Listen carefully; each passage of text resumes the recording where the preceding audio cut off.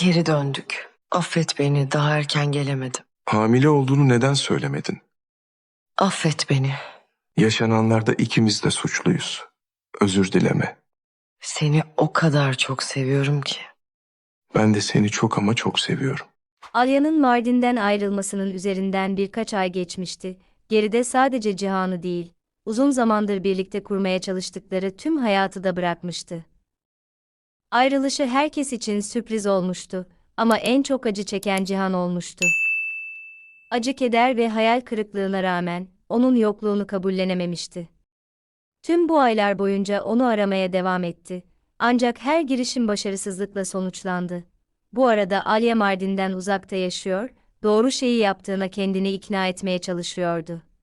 Tüm zamanını denize adadı ve hayatına yeniden başlamaya çalıştı. Ancak geçmiş onu bir an bile rahat bırakmadı. Her şey hamile olduğunu öğrendiği an değişti. Haber onun için gerçek bir şoktu. İlk başta korkuya kapıldı. Ancak çok çabuk korku yerini başka bir farkındalığa bıraktı. Aralarında ne olursa olsun, Cihan yakında baba olacağını bilmeliydi. İşte bu yüzden Aliye Mardin'e dönmeye karar verdi. Denise ile birlikte malikaneye geldiğinde, dönüş haberi evdeki herkesi anında şok eder. Aylarca süren sessizliğin ardından onu görmeyi kimse beklemiyordu. Ama en büyük şoku Cihan yaşar, Aliye'yi görünce, ilk başta gerçekten karşısında durduğuna bile inanamaz. Ve bakışları hamileliğine takıldığında, sonunda net düşünme yeteneğini kaybeder. Aliye böyle bir konuşmamın herkesin önünde yapılamayacağını hemen anlar ve onunla yalnız kalmayı rica eder. Sonunda yalnız kaldıklarında konuşmaya çalışır, ancak duyguları ondan daha güçlüdür. Aylarca süren korku, yalnızlık ve suçluluk gözyaşlarıyla birlikte patlak verir.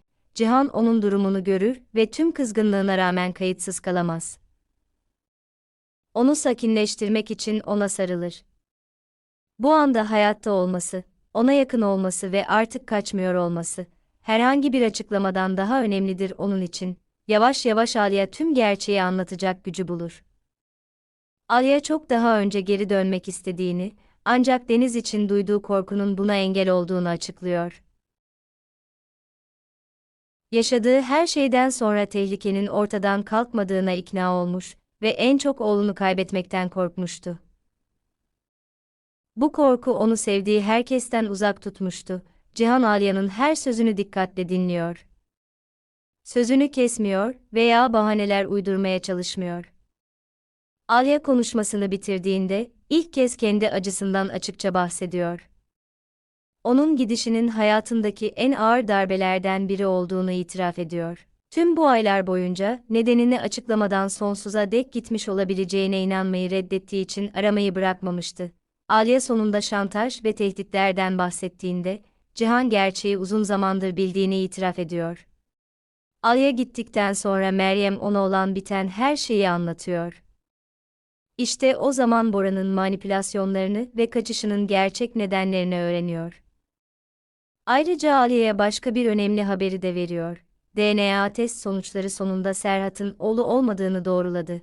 Bunu duyan Alya, daha da büyük bir suçluluk duygusu hissediyor. Korkunun kararlarını yönlendirmesine izin vererek ne kadar yanlış yaptığını anlıyor. Özür dilemek istiyor, ancak Cihan onun tekrar sadece kendini suçlamasına izin vermeyecek, ikisinin de birçok hata yaptığını kabul ediyor. İlişkileri tek bir kişi veya tek bir olay yüzünden yıkılmadı. Yıllarca süren yanlış anlamalar, korkular ve karşılıklı acılar buna yol açtı. Ancak şimdi hayatlarında yeni bir aşamaya giriyorlar. Yakında bir çocukları olacak ve onun iyiliği için birbirlerine tekrar güvenmeyi ve kaybettiklerini yavaş yavaş geri kazanmayı öğrenmeliler. Cihan kalbinde hala bir kırgınlık olduğunu gizlemiyor. Aylarca süren arayışı ve umutsuzluğu bir günde unutamıyor. Ama aynı zamanda Alya'yı ve gelecekteki çocuklarını bırakamayacak kadar çok sevdiğini de anlıyor. Alya da korkularından açıkça bahsediyor. En çok geri dönmekten korktuğunu, çünkü Cihan'ın ondan nefret ettiğine ikna olduğunu itiraf ediyor. Ayrıca her an tehlikenin ortaya çıkabileceği bir dünyada yaşadıkları için çocuğun geleceği konusunda da endişeliydi. Ancak tüm bu korkularına rağmen, Cihan'ın kendi çocuğunun hayatının dışında kalmasına izin veremezdi. hamilelik haberi malikanede hızla yayılır ve Sadakat'tan tamamen beklenmedik bir tepkiye neden olur. Bir zamanlar ilişkilerinin en büyük karşıtlarından biri olan kadın, şimdi düğün hakkında konuşmaya başlayan ilk kişi olur. Alya için bu gerçek bir sürprizdir, çünkü Sadakat'tan böyle sözler duyacağını asla hayal edemezdi. Ancak hem Cihan hem de Alya, bu tür şeylere karşı tutumlarını uzun zaman önce değiştirmişlerdir. Yaşadıkları her şeyden sonra, artık büyük bir kutlama, görkemli bir tören veya kalabalık bir kutlama hayal etmiyorlar. Hayatın ne kadar kırılgan olabileceğini çok iyi biliyorlar. Bu yüzden zamanı geldiğinde sadece mütevazı bir düğün yapmaya karar verirler. Gereksiz tanıtım olmadan, gürültülü kutlamalar olmadan ve çevrelerindeki kimseyi etkilemeye çalışmadan. Onlar için en önemli şey düğünün kendisi değil, nihayet resmi olarak bir aile olma ve korku ve kaçış üzerine değil, birlikte yeniden inşa edecekleri güven üzerine kurulu yeni bir hayat bölümüne başlama fırsatıdır. Alya'nın dönüşü, tüm aile için sadece beklenmedik bir olay değil. Her birinin hayatında gerçek bir dönüm noktasıydı. Aylarca süren ayrılık, hem onu hem de Cihan'ı kendi hatalarına tamamen farklı bir şekilde bakmaya zorladı. Uzun zamandır ilk kez birbirlerinde suçlu aramayı bıraktılar ve sadece düşmanlarının entrikalarıyla değil, yıllarca içlerinde sakladıkları korkularla da bu duruma düştüklerini dürüstçe itiraf etmeye başladılar. Alya için bu aylar zorlu bir sınav oldu. Cihan ve Deniz'i koruduğuna güvenerek ayrıldı. Ancak zamanla kaçmanın hiçbir sorunu çözmediğini fark etti. Aksine kurtarmaya çalıştığı herkesin acısını daha da artırdı. Kalbinde ortak çocuklarını taşıdığı gerçeğini fark etmesi, sonunda gerçeği saklamaktan vazgeçmesine ve mesafeye ve zamana rağmen sevmeye devam ettiği kişiye geri dönmesine neden oldu. Cihan için ise dönüşü hem bir rahatlama hem de yeni bir sınavdı.